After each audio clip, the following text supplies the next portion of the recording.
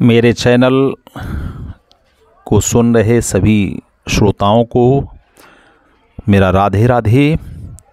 हम आपको माघ मास माहात्म्य के 8वें अध्याय की कथा सुनाएंगे। उससे पहले हम सभी लोग गणेश जी की वंदना करेंगे। गजाननम भूतगणादिसेवितं कपित्थजम्बूफलचारुभक्षणम् उमासुतमशोकविनाशकारकं नमामि विघ्नेश्वरपादपङ्कजम्। आप गौरी जी का ध्यान करते हैं। नमो देव्यै महादेव्यै शिवाय शततं नमः। नमः प्रकृतये भद्राय नेता प्रणतास्यं ताम्।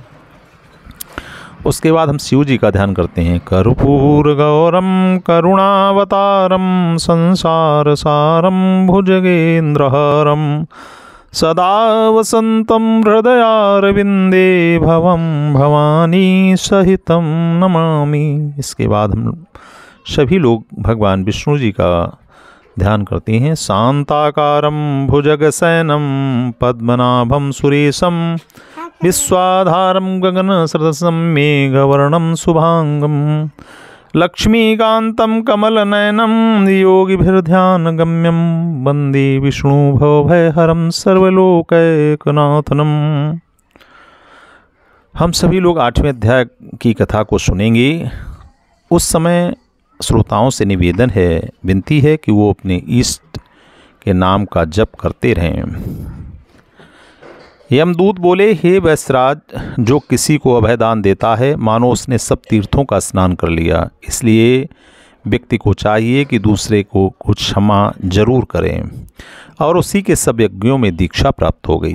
हे वैश्य, जो व्यक्ति शास्त्रोक्त अपने स्वधर्म का यथोरीति से पालन करते हैं उन्हें यमलोक में नहीं जाना पड़ता। इसलिए अपने अपने स्वच्छ धर्म का या स्वधर्म का पालन अवश्य करना चाहिए। ब्रह्मचारी, गृहस्थ, वानप्रस्थ और सन्यासी से ये सब ही अपने अपने धर्म में निरत रहकर स्वर्गलोक में निवास करते हैं। इसलिए यदि आप गृहस्थ में हैं, जिस भी वानप्रस्थ में हैं या सन्यासी हैं, तो आपको अपने धर्म का पालन अवश्य करना चाहिए। जो मनुष्य जितेंद्रीय रहकर वर्ण और आश्रम के धर्मों का यथोक्त रीति से पालन करते हैं उन्हीं को अविनाशी ब्रह्मलोक की प्राप्ति होती है। जो मनुष्य इष्टापूर्ति अथवा पंच यज्ञ करने में निरत हैं एवं जो नित्य ही दयालु रहते हैं उन्हें यमलोक के दर्शन तक नहीं होते। जो ब्राह्मण इंद्रियों के विषयों से पृथक रहकर वेद वाक्यों का वर्णन करते हैं, जो शक्तिशाली हैं और अग्निहोत्र करने में नित्य लगे रहते हैं, वे स्वर्ग की यात्रा करते हैं। जिन सूरवीरों ने शत्रुओं के द्वारा वेष्टित होकर भी कभी तीन वचन नहीं कहे, जिनकी मृत्यु संग्राम में हुई है, वे लोग सूर्यलोक में होकर परलोक में जाते हैं।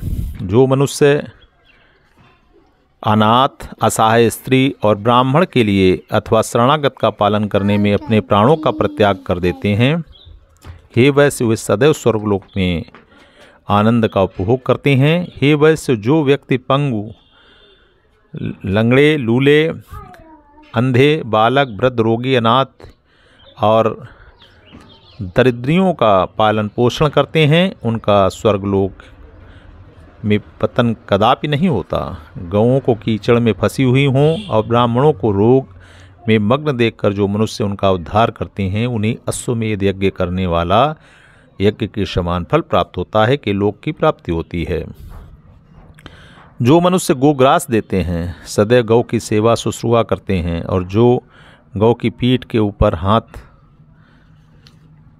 कभी हाथ नहीं चलाते, वे ही स्वर्गलोक में जाते हैं। जहाँ गौ जलपान करती हैं उस स्थान में जो मनुष्य गड्ढा बना देते हैं, वे यमलोक को बिना ही देखे स्वर्गलोक को चले जाते हैं।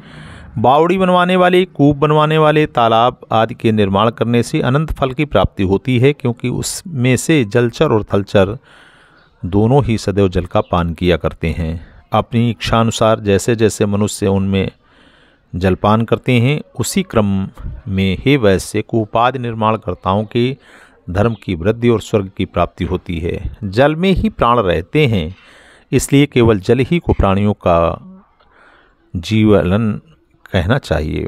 सुतराम, जो व्यक्ति जल का प्याऊ लगाते हैं उनका स्वर्ग में सदैव प्रताप वृद्धि को प्राप्त होता है। पीपल का एक पिछुमंद, पीपल का एक वृक्ष, नीम का एक वृक्ष, एक बटवृक्ष, एक इमली के 10 वृक्ष, कैथा, बेल और आंवले के 3-3 अथवा आम के वृक्ष बोने वाले मनुष्य को नरक के दर्शन कभी नहीं होते।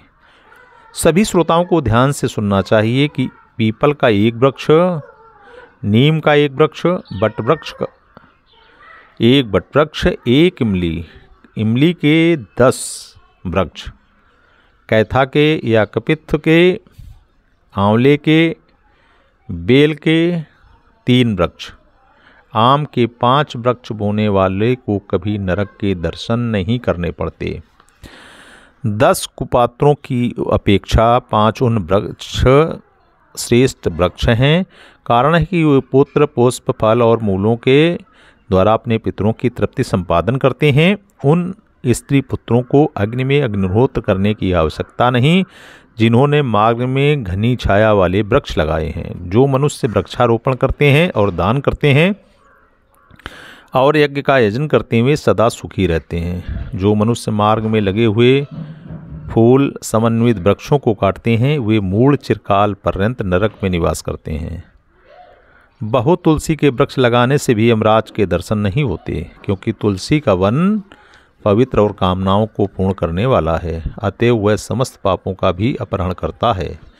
हे वैसे, जिस घर में तुलसी का वन लगा रहता है उसे बिल्कुल तीर्थ ही समझना चाहिए। सुतराम, उसमें यमदूत नहीं जा सकते। जो व्यक्ति तुलसी के आरोहण करते हैं वे मनुष्य उतने ही सहस्त्र पर्यंत जितने की दल और बीज होते हैं।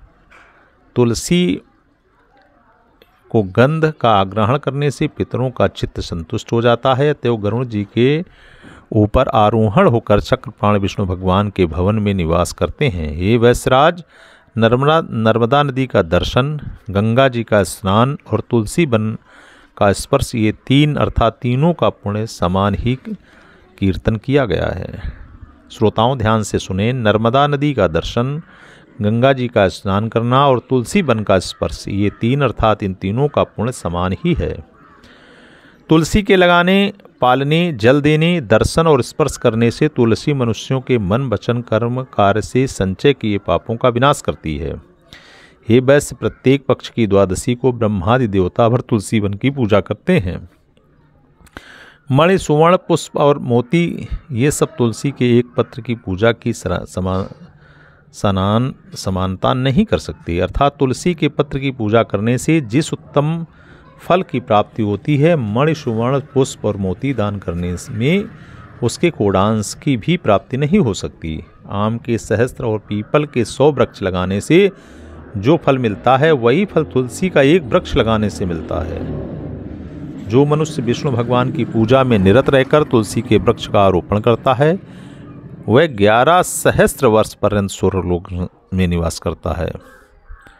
जो व्यक्ति तुलसी की मंजरी के द्वारा नारायण की पूजा करते हैं उनकी मुक्ति हो जाती है, अतएव वे गर्भ में कभी नहीं आते।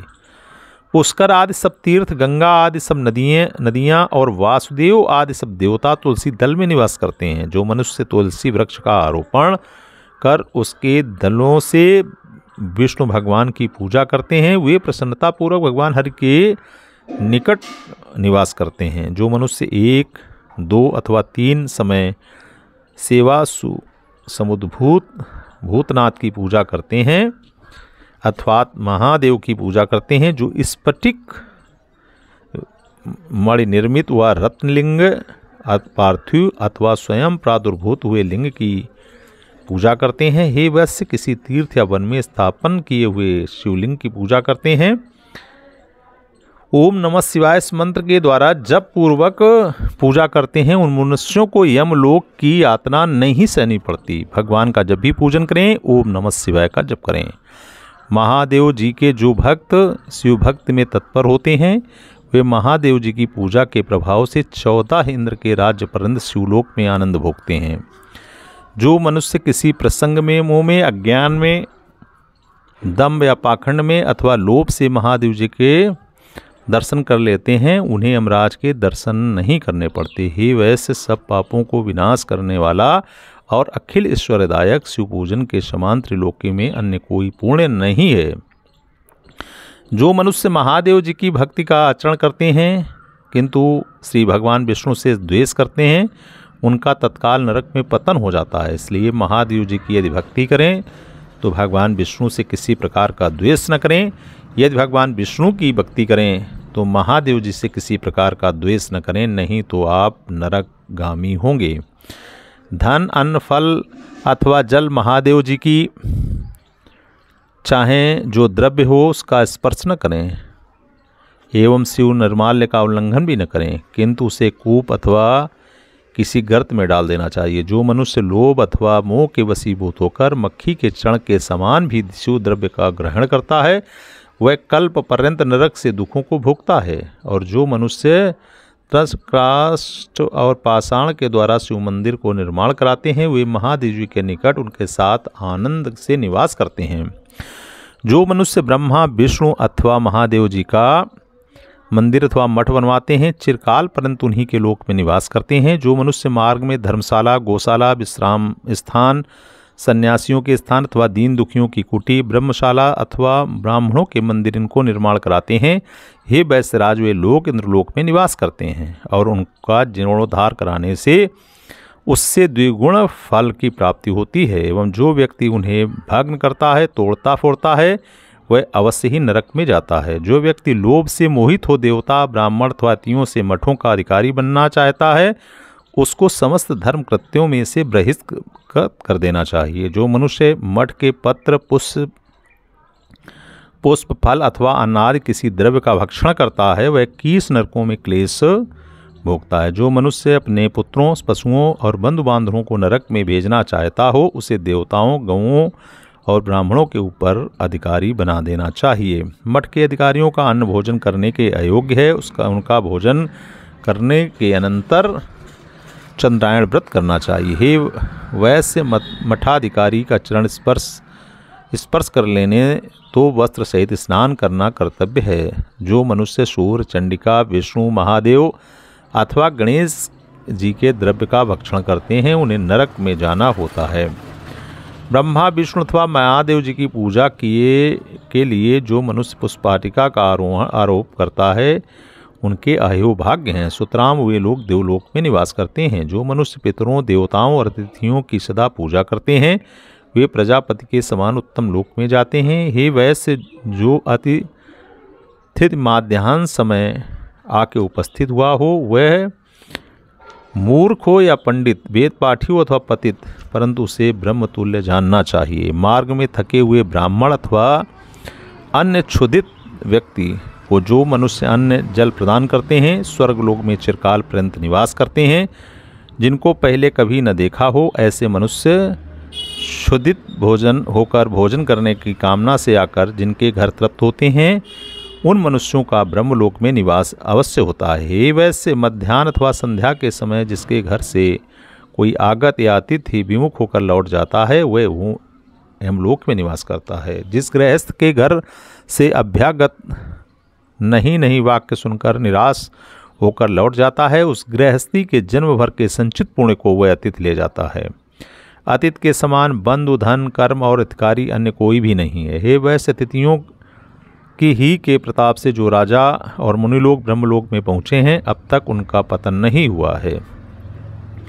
हे वैश्य, जो गृहस्थ अपने जन्म में प्रसाद से भी अतिथि को भोजन करा देते हैं उनको यमराज के दर्शन कदापि नहीं होते। हे वैश्य, अन्नदान करने वाले व्यक्ति दीप्तिमान विमानों में बैठकर अमृत पान करते हैं और स्वर्ग से च्युत होकर उत्तर कुरुओं में उनका जन्म होता है। तदंतर वे लोग भारतवर्ष में धर्माचारी राजा होते हैं। अतः जो मनुष्य अन्नदान करता है उसे दीर्घायु और विपुल सुख संपत्ति की प्राप्ति होती है, क्योंकि सब मनुष्यों के प्राण अन्न में ही हैं। इसलिए वैश्यराज, अन्नदान करने वाले को विद्वानों ने प्राणदाता कहा है। जब केसरी ध्वज राजा स्वर्ग में निपतित होने लगा तब वैवस्वत देव ने करुणा करके उससे कहा, हे राजन, यदि कर्मभूमि मृत्युलोक में जाकर फिर तुम स्वर्ग प्राप्त की इच्छा करो तो अन्न का दान अवश्य करना।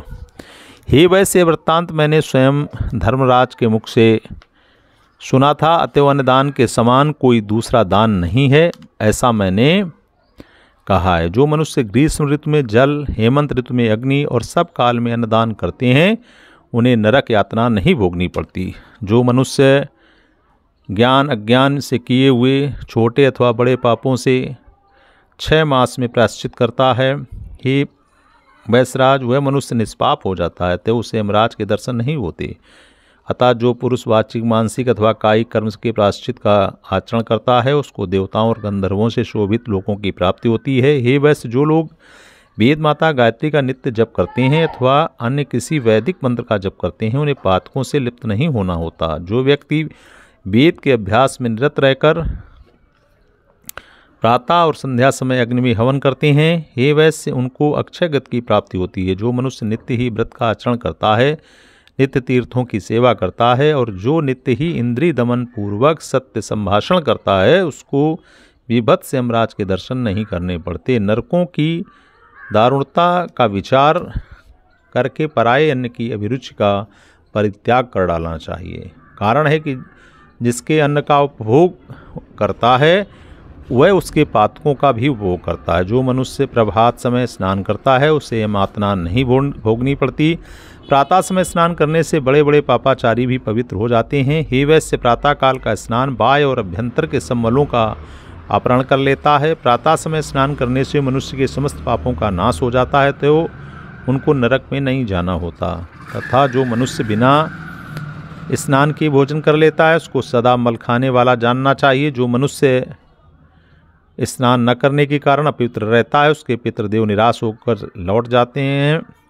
कारण है कि जो मनुष्य स्नान नहीं करता वह पापी और अशुद्ध होता है। जो मनुष्य स्नान नहीं करता वे नरक की यातना को भोगकर नीच जातियों में उत्पन्न होते हैं। जो मनुष्य माघ मास के पर्व के दिन स्नान करते हैं, उनकी दुर्गति अथवा कुत्सित योनियों में से उनका जन्म नहीं होता एवं उनके दुस्वप्न और अनिष्ट चिंताएं सभी निष्फल हो जाती हैं। हे वैश्यवर, प्रातः स्नान करने से जो मनुष्य शुद्ध हो गए हैं, उनको तिल, तिल पात्र, तिल कमल यथा विधि से दान करने के दिए जाएं, तो दान करने वाले मनुष्य को यमपुरी में नहीं जाना पड़ता। पृथ्वी, कांचन, सुवर्ण, गौ और खोडश महादान, इन सब का दान करने से हे विकुंडल स्वर्गलोक से लौटने वाला होता है। विचारशील व्यक्तियों को चाहिए कि पवित्र तिथियों में व्यतिपात और संक्रांति के दिन स्नान करके कुछ न कुछ अवश्य दान करना चाहिए, क्योंकि ऐसा करने से उसकी दुर्गति नहीं होती, दुर्गति भोगनी नहीं पड़ती और दान करने वाले व्यक्तियों को दारुण नगर के मार्ग में भी नहीं चलना पड़ता और इस लोक में भी उसको निर्धनों के कुल में जन्म नहीं होता। जो मनुष्य सदैव मौन धारण अथवा सत्य भाषण करने वाला है, कि वहाँ जो अल्प बात ही बोलता है, जो क्रोध नहीं करता, जो क्षमा करने में ही अपना पौरुष सफल जानता है, जो अल्प भाषण करता है और किसी की निंदा नहीं करता, जिसके कार्य सदैव निपुणता से संपन्न होते हैं और सदैव अन्य प्राणियों के ऊपर दया करता है, जो पराये धर्म की रक्षा करता है और पराये गुणों का प्रकाश करता है और जिसके मन में पराये द्रव्य के तिल मात्र भी लेने की इच्छा नहीं है, आकांक्षा नहीं है होती है, वैश्वेश्वर, उनको नरक यातना के दर्शन तक भी नहीं होते। जो मनुष्य दूसरों की निंदा करता, जो पापाचारी हैं, जो और सदैव पाप ही में रुचि रखने वाला है, वह प्रलय परंतु घोर नरक में कष्ट भोगता है। जो मनुष्य कठोर वचन बोलता है, उसके लिए समझ लेना चाहिए कि वह अवश्य नरक में जाएगा। और हे वैश्यराज, इसमें कोई संदेह नहीं है कि पीछे उसे दुर्गति की प्राप्ति होगी। जो मनुष्य दूसरों के लिए किए हुए उपकारों को नहीं मानते, उनका तीर्थ यात्रा और तपश्चर्या से भी उद्धार नहीं होता और वह मनुष्य नरक में चिरकाल परंतु घोर कष्ट का उपभोग करता है।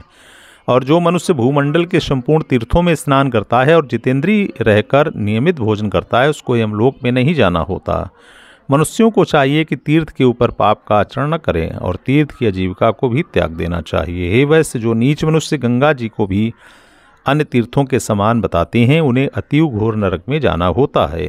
तीर्थ में दान लेना और धर्म का विक्रय त्याग देना चाहिए, क्योंकि तीर्थ का दान पातक ये दोनों ही कठिनता से दूर होते हैं। तीर्थों में जो कुछ भी पाप किया जाए सब कठिनता से ही दूर होता है, अतएव वहाँ पाप बिल्कुल भी नहीं करना चाहिए, नरक में जाना होता है। जिसने एक बार भी गंगा जल में स्नान किया है तो उसकी आत्मा गंगा जल के स्पर्श से शुद्ध हो जाती है। इसी कारण उसने चाहे जितने पाप क्यों न किए हों तथापि उसे नरक में नहीं जाना पड़ता। व्रत, दान, तप, यज्ञ तथा अन्य पवित्र कर्म सभी मिलकर गंगा जल के बिना के अभिषेक की समानता नहीं कर सकते, ऐसी शास्त्रों में कहा गया है। गंगा जल धर्म का द्रव्य है, धर्म का बीज स्वरूप है। इसका प्रादुर्भाव विष्णु भगवान के चरणों से हुआ है। उसी निर्मल गंगा जल को महादेव जी ने अपने सिर के ऊपर धारण किया है। उसी गंगा जल को माया गुणों से रहित और जहाँ तक प्रकृति की भी पहुँच नहीं ऐसा ब्रह्म ही समझना चाहिए। तो इस ब्रह्मांड के गोलोक में कोई वस्तु भी उसके समान नहीं हो सकती। जब 100 योजन की दूरी पर बैठा हुआ मनुष्य भी गंगा का उच्चारण करता है तो उसके सभी पाप धुल जाते हैं, नरक यात्रा से बच जाता है। तब उसके सदृश भला और क्या हो सकता है। अन्य किसी के द्वारा नरक देने वाले कार्य तत्काल भस्मीभूत होते हैं। अतएव यत्नपूर्वक गंगा जी में मनुष्यों को स्नान करना चाहिए। जिसने दान लेना त्याग दिया है अथवा जो दान नहीं लेता वह तारा रूप होकर चिरकाल पर्यंत स्वर्गलोक में प्रदीप्त होता है। जो मनुष्य पंख कीचड़ में से गौ का उद्धार और रोगी की रक्षा करता है अथवा गौशाला में जिनका मरण होता है वे सब आकाश में तारे बनते हैं और गंगा जी को प्राणायाम करने वाले होते हैं। मनुष्य को यमलोक के दर्शन तक नहीं होते। हे वैसे जो प्रतिदिन 16 प्राणायाम करते हैं उन्हें चाहे जैसे दुष्कर्म किए हुए तथा उनके सब पाप दूर हो जाते हैं। जो मनुष्य तप, व्रत तथा अन्य नियमों का पालन करता है उसके भ्रूण इत्यादि पातकी सभी दूर हो जाते हैं। सहस्त्र गौओं का दान करना तथा प्राणायाम करना अथवा जो मनुष्य 1 मास पर्यंत कुशाग्र से गंगा जल पान करता है इसका फल 100 प्राणायाम करने के समान है। जितने महापातक हैं, जितने क्षुद्र उपपातक हैं, ही वैश्वावर प्राणायाम करने से सब पातक क्षण भर में भस्म हो जाते हैं। जो मनुष्य पराई स्त्रियों को अपनी माता के सदस्य अवलोकन करते हैं, हे वैश्यराज उन्हें यम यातना नहीं भोगनी पड़ती। तथा जो व्यक्ति पराई स्त्रियों की अपने मन से भी सेवा नहीं करता है वह दोनों लोकों में उत्तम समझा जाता है और मानो उसे इन्हें भूमिका धारण कर रखा है। सुतराम मनुष्यों को पर स्त्री सेवन बिल्कुल भी नहीं करना चाहिए, सर्वथा प्रत्याग कर देना चाहिए। पर स्त्री गमन 21 नरक में ले जाने वाला है। जिनके चित्त में पराये द्रव्य का लोभ नहीं है वे लोग देवलोक में जाते हैं और उन्हें यमयातना का उपभोग नहीं करना होता। जिनके कारणों से क्रोध उत्पन्न होता है उन कारणों के उपस्थित होने से भी क्रोध जिसे नहीं आता उस क्रोधहीन व्यक्ति को स्वर्ग पर विजय करने वाला समझना चाहिए। जो मनुष्य माता पिता का देववत आराधना करता है वह व्यक्ति वृद्धा भाव प्राप्त होने पर यमलोक का दर्शन नहीं करता और जो मनुष्य गुरु महाराज की पूजा करता है और पिता की उपेक्षा भी अधिक भाव से करते हैं, हे वैश्वर वे लोग ब्रह्मलोक में गमन करने वाले होते हैं एवं इस लोक में उन्हीं स्त्रियों को धन्य है जो शरीर की रक्षा करती हैं। अपने शील की रक्षा करना, यदि शील का विनाश हो जाए तो स्त्रियों को कठिन यमलोक की यातना होती है। अतएव जो स्त्री दुष्ट संग का परित्याग कर अपने शील की रक्षा करती है, हे वैश्य उन स्त्रियों का शील की रक्षा करने से निस्संदेह उन्हें स्वर्ग की प्राप्ति होती है। शुद्ध पाक यज्ञ का आचरण करने और निषिद्ध कार्यों का परित्याग करने से हे वैश्य स्वर्ग की प्राप्ति का गति लाभ होता है और उक्त विधि से आचरण करने वाले को नरक की यात्रा नहीं करनी पड़ती। जो मनुष्य शास्त्र का विचार करते हैं और जो वेद का अभ्यास करते हैं एवं जो महाशय पुराण और संहिता को सुनाते हैं अथवा स्वयं पढ़ते हैं, जो स्मृतियों की व्याख्या करते हैं और जो धर्म का उपदेश करते हैं और जो व्यक्ति वेदांत शास्त्र की क्रिया में निपुण हैं उन्हें भी इस भूमि को धारण कर रखा है। जिनका नाम प्रथम लिया गया है उनका अभ्यास करने के महात्म्य से उक्त सब महर्षियों के पापों का नाश हो जाता है। सुतराम वे ब्रह्मा जी के उस लोक में आते हैं जहाँ ज्ञान है ही नहीं। जो मनुष्य वैदिक अथवा शास्त्रीय ज्ञानों को दूसरे को उपदेश करता है उस सांसारिक बंधन से मुक्त होकर होने वाले महात्मा की देवता की पूजा भी करते हैं। सुनने वाले सभी श्रोताओं, माघ मास अध्याय 8 की कथा समाप्त हुई। आप सभी लोगों को मेरा राधे राधे। यदि मेरा वीडियो पसंद आया हो तो मेरे वीडियो को लाइक करें, चैनल को सब्सक्राइब करें। आप सभी लोगों को मेरा राधे राधे।